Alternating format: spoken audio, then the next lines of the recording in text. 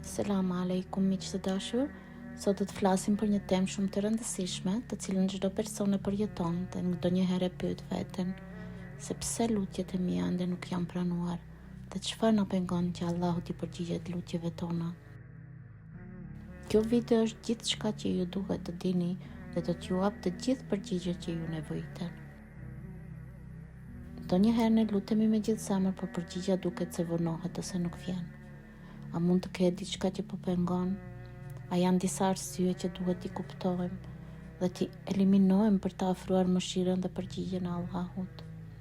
Në këtë video do të shqyrtojmë 8 arsye që pengojnë pranimin e lutjeve, dhe kjo do të jetë një video e gjatë, prandaj qëndroni me mua deri në fund për të përfituar sa më shumë nga kjo temë, sepse arsyeja e fundit është edhe më e rëndësishmja. Allahu i Madhërisëm thot në Kur'an te sureti Kafir 60: Më thirrni mua dhe unë do t'ju përgjigjem. Po ashtu te sura Al-Bekare 186 ai thot: unë jam pranë dhe i përgjigjem lutësit kur më lutet. Ky është premtimi i Zotit ton, që dëgjon çdo lutje dhe është gjithmonë afër nesh. Ai ka fuqinë të thot vetëm kun feyakun, bëhu dhe ajo bëhet, dhe gjithçka ndodh sipas urdhrit të tij. Por ndonjëherë gjejmë që lutjet tona nuk kanë marrë ende përgjigje. Fillojmë të dyshojmë, të shqetësohemi, apo edhe të pyesim vetëm se Allahu ende nuk ma ka dhënë atë që kam kërkuar, se lutja ime është vënuar, pse dëshirat e mia nuk plotësohen, e të tjerë. Këto pyetje na trazojnë shpirtin, por ata mund të jenë një mundësi për të reflektuar mbi lidhjen tonë me Allahun dhe për të kuptuar më mirë urtësinë e tij. Është e rëndësishme të kuptojmë se Allahu nuk harron dhe nuk bën padrejtësi. Ai thot vërtet Allahu nuk i bën padrejtësi askujt, por njerëzit i bëjnë padrejtësi vetes. Ky ajet na kujton se çdo gjë që na ndodh është një pasojë e veprimeve tona ose një provë nga Allahu për të na pastruar dhe përmirësuar. Allahu është i drejtë dhe i mëshirshëm dhe çdo vonesë apo sfidë në jetën tonë ka një urtësi të madhe pas asaj. Lutjet e vonuara kanë një arsye dhe kjo nuk është mungesë mëshire ose dënim për mëkatet e jona nga Allahu, por një sprovë e urtësisë së tij hyjnore. Cila është ajo që mund të të pengojë? Çfarë mund të jetë arsyeja që ende nuk ke marrë përgjigje? Në vend që të dorëzohemi apo të lejojmë dyshimin të hyjë në zemrat tona, duhet të ndalemi dhe të reflektojmë mbi jetën dhe veprat tona. Ja 8 arsye që mund të vënojnë ose ndalojnë përgjigjen e lutjeve tona. Arsyeja e parë është dyshimi dhe mungesa e bindjes ndaj Allahut, besimit ton. Kur ne i drejtohemi Allahut, duhet të jemi plotësisht të bindur dhe të sigurt në fuqinë e tij, duke dëshmuar se çdo gjë është e lehtë për të.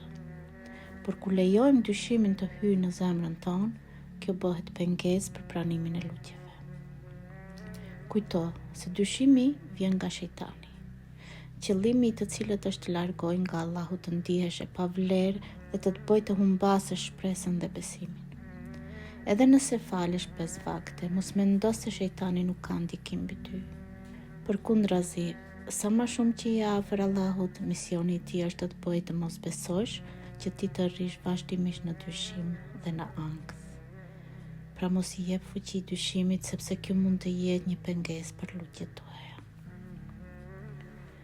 Arsyeja e dytë, koha e duhur nuk ka ardhur ende. Allahu e di mirë kur është koha ideale për të dhënë atë që kërkon. Kur ne lutemi dhe përgjigja na vonohet, kjo gjë mund të na shqetësojë, por kjo vonesë mund të jetë përgatitje për të mirën tonë. Allahu di më mirë se ne se kur është koha e duhur për të na dhënë atë që kërkojmë, dhe ndoshta ajo që duam nuk është e gatshme ende, ose ne nuk jemi gati për atë që kërkojmë. Nganjëherë ne dëshirojmë diçka, por nuk jemi të gatshëm ta trajtojmë ende. Mund të ketë gjë ta krahasojmë me një fëmijë që kërkon të ngasë një makinë. Edhe pse ai dëshiron ta bëjë këtë, nuk do të thonë që ai mundet, sepse ai fëmijë nuk është ende i rritur, i aftë ose i përgatitur për të kontrolluar makinën. E njëjta vlen për ne si të rritur. Allahu na jep atë që kërkojmë në momentin kur jemi të gatshëm për ta menaxhuar, për ta ruajtur dhe për ta përfituar nga ajo, qoftë ajo parat, personi jetës, punë, biznes që duam të nisim etj. Ne duhet të jemi të gatshëm për t'i menaxhuar këto të gjitha, se përndryshe nëse s'jemi gati mund t'i humbim të gjithë ose të dëmtojmë veten. Pra vonesa është një formë e mëshirës së Allahut që na udhëzon dhe na bën më të duruar dhe të përgatitur për atë që po vjen. Arsyeja e tretë, shirk i fshehtë. Nëse ti non-stop fokusohesh në atë që s'ke dhe dyshon në atë që dëshiron të vijë, kjo bëhet shirk i fshehtë, sepse ti po i mohon mundësitë që Allahu ka caktuar për ty. Kur mendon vetëm për atë që mungon dhe nuk beson se Allahu mund të t'japë, ti e humb besimin në fuqinë dhe mëshirën e tij. Në këtë mënyrë shejtani fiton ndikimin mbi ty dhe të largon nga besimi i vërtet, duke të shtyrë të dyshosh dhe të përqendrohesh vetëm në atë që s'ke, në vend që të besosh dhe të fokusohesh në atë që ke dhe që Allahu mund të t'japë në kohën e duhur. Për të luftuar këtë ndikim duhet të fokusohesh vetëm tek Allahu dhe të jesh i pranishëm në lutje dhe besimin tënd. Mos shiko nga jashtë, por drejtoj thellë në zemrën tënde, sepse besimi është një udhtim personal. Mos u krahaso me të tjerët, sepse secili ka rrugën dhe fatin e vet, dhe Allahu ka caktuar për secilin prej nesh atë që është më e mira. Beso në planin e tij dhe qëndroj fort në besimin tënd, pa u lëkundur nga dyshimet që shejtani përpiqet të mbjellë. Arsyeja e katërt, mungesa e falënderimit dhe prania e ankthit. Një shenjë që shejtani po fiton është kur nuk je falënderues për atë që ke dhe kur qëndron vazhdimisht në ankth dhe merak për atë që dëshiron. Allahu i do ata që falënderojnë dhe ata që mbështeten tek ai me qetësi e shpresë. Ai thot në Kur'an, nëse falënderoni, unë do t'ja ushtoj të mirat. Te sura Ibrahim 7. Kjo është një premtim nga Allahu që nëse falenderojmë dhe jemi mirënjohës për bekimet që ai na ka dhënë, ai do të na shtojë ato dhe do të na bekojë me më shumë dhurata. Arsyeja e pestë. Lutja jote është një sprovë për durimin dhe besimin tënd. Ndonjëherë Allahu dëshiron të shohë se sa i qëndrueshëm dhe i vendosur je në lutje. A do të vazhdosh të lutesh apo do të heqësh dorë? Allahu mund të të vonojë për të sprovuar durimin tënd. Lutja është një sprovë për durimin dhe besimin tonë, sepse kërkon besim të plot në Allahun dhe durim, duke pritur me besim përgjigjen e tij në kohën më të duhur. Allahu thot në Kur'an, me siguri Allahu është me ata që janë të durueshëm, te sura Al-Bekare. Ky ajet tregon se ata që qëndrojnë të duruar përballë vështirësive dhe sprovave, Allahu i mbështet dhe i udhëzon. Durimi është një cilësi i dashur i Allahut dhe ata që e praktikojnë, ata janë të bekuar në praninë dhe ndihmën e tij. Arsyeja e gjashtë, mëkatet dhe pastrimi i shpirtit. Mëkatet mund të krijojnë një pengesë të madhe mes teje dhe mëshirës së Allahut. Ata mund të të errësojnë shpirtin, të të shtrëngojnë zemrën dhe të të bëjnë të vështirë për të pranuar udhëzimin dhe bekimet që Allahu ka përgatitur për ty. Kur nuk kërkojmë falje dhe nuk jemi të vetëdijshëm për mëkatet tona, ato na largojnë nga drita e Allahut dhe na mbajnë në errësirë shpirtërore. Për të pastruar dhe për të hapur dyert e mëshirës së Allahut, është e rëndësishme të kërkojmë pendim. Pendimi është çelësi që hap dyert e mëshirës dhe faljes së Allahut. Allahu premton se nëse ktheheni me pendim të sinqert, ai do të na falë dhe do të na pastrojë. Pra, pendimi është mënyra për të pastruar këtë errësirë dhe për të hapur vend për dritën e Allahut. Shpirti duhet të jetë i pastër për të pranuar dritën e Allahut dhe bekimet e tij. Përveç kërkimit të faljes, fokusohu po ashtu në veprat e mira dhe në forcimin e lidhjes me Allahut përmes adhurimit dhe lutjeve. Me çdo lutje dhe çdo veprim të mirë, shpirti yt bëhet më i pastër dhe më i afërt me dritën e Allahut. Kur zemra është e pastër, ajo hapet dhe vetëm atëherë mund t'i pranojë mëshirën dhe bekimet e Allahut dhe të arrijë paqen e brendshme që kërkon. Arsyeja e 7. Allahu nuk të ka dhënë atë që dëshiron Allah, sepse Allahu ka përgatitur diçka më të mirë për ty. Ndonjëherë në jetën tonë ndodhin gjëra që nuk i kuptojmë. Humbasim njerëz, mundësi, punë, para apo gjëra që i konsiderojmë të rëndësishme. Këtu humbje na lëndojnë dhe shpesh pyesim vetëm pse ndodhi kjo.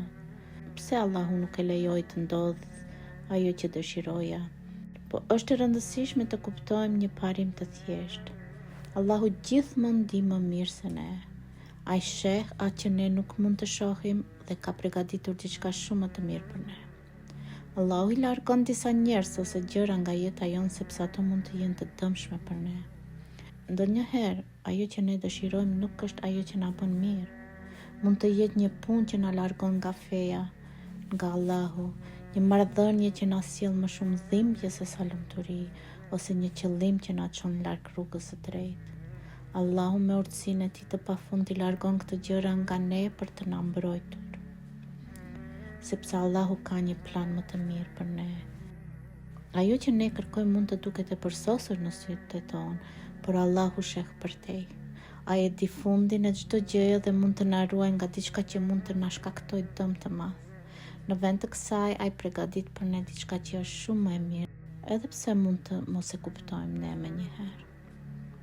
Allahu na provon për të parë sa i besojmë planit të tij. A do të jemi të durueshëm dhe të mbështetemi tek ai, apo do të zemërohemi dhe të humbim shpresën? Durimi dhe besimi janë çelësat për të kaluar këtë sprovë dhe për të përfituar nga ajo që Allahu ka përgatitur për ne. Kur një derë mbyllet, shpesh hapen dyrë të tjera më të mëdha dhe më të mira. Largimi një personi, një pune apo një mundësie mund të jetë thjesht përgatitja për diçka që është shumë më e mirë dhe më e madhe dhe më e dobishme për ne. Dhe arsyeja e tetë e fundit që është shumë e rëndësishme që mund të vënoj ose ndaloj përgjigjen e lutjeve tua është rrethimi nga njerëzit e gabuar. Ata që të rrethojnë mund të kenë ndikim të madh në jetën tënde shpirtërore dhe mund të krijojnë pengesa për lutjet dhe përpjekjet e tua. Njerëzit që janë negativ me dy fytyra ose që nuk të mbështesin dhe që ndikojnë në energjinë dhe motivimin tënd, ata mund të lënë ndikim të dëmshëm në shpirtin tënd dhe të bëjnë më të vështirë pranimin e bekimeve dhe lutjeve të tua. Për këtë arsye është e rëndësishme të jesh i kujdesshëm se me kë lidhesh dhe kujt i hap zemrën. Njerëzit e duhur të japin energji pozitive dhe të ndihmojnë në rritjen e shpirtërore, forcimin e besimit dhe lutjeve, ndërsa ata që janë negativ mund të nënçmojnë, mos besojnë në atë që ti beson dhe po ashtu të largojnë nga rruga e drejtë. Për të mbrojtur nga ndikimi i keq, është e nevojshme të rrethohesh me njerëz që të mbështesin dhe që të nxisin të bësh më të mirën për veten e për të tjerit dhe që të afrojnë më shumë tek Allahu.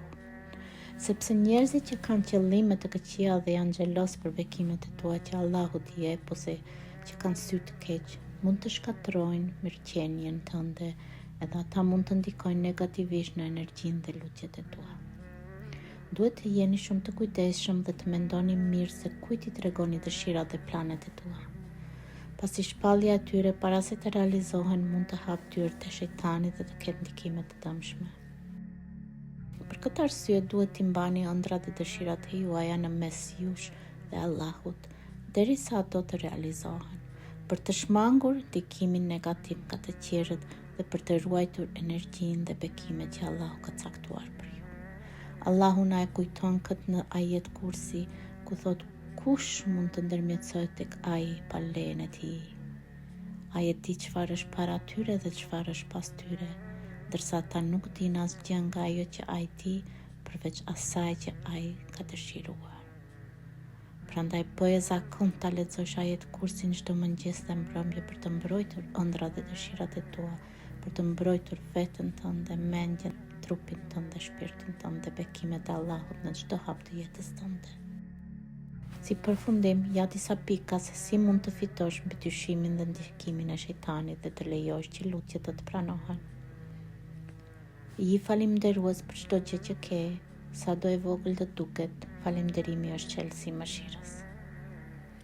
Lutju Allahut me besim dhe bindje të plotë, lutju për mbrojtje çdo mëngjes e mbrëmje, dhe mos e lejo dyshimin të të zërë vend në zemrën tënde. Kujto që shejtani nuk dalon kur së punuari.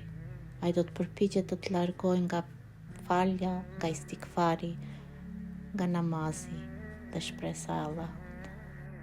Kujtoj këtë se është shumë e rëndësishme. Shejtani fiton vetëm kur ai arrin që zemra jote të ngushtohet, kur ti bëhesh krindavec, i pakënaqur dhe nuk dëshiron të shohësh të tjerët më mirë se ti.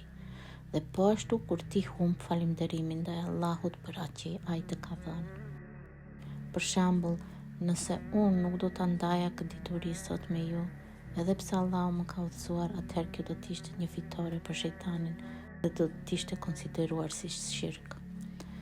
Allahu na ka udhëzuar që të ndajmë atë që na ka dhënë, qoftë dituri apo pasuri, sepse kur e mbajmë për vete dhe nuk e ndajmë, ne injorojmë detyrën tonë ndaj Allahut.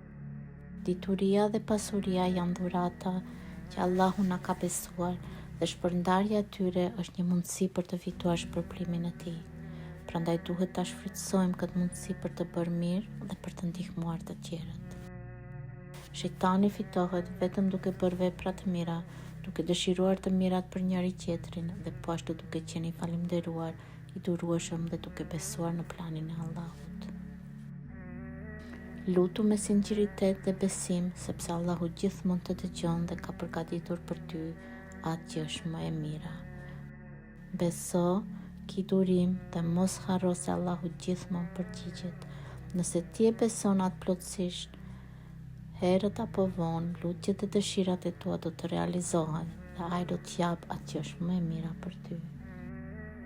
Shpresoj që kjo video të ketë qenë e qartë e dobishme për ju dhe t'ju sjell frymësim. Nëse ju pëlqeu, ju lutem ndajeni me të tjerët që mund edhe ata të përfitojnë prej kësaj. Lutem që Allahu t'ju udhëzoj, t'ju përgjigjet lutjeve tuaja dhe t'ju të lehtësojë në çdo hap të jetës suaj.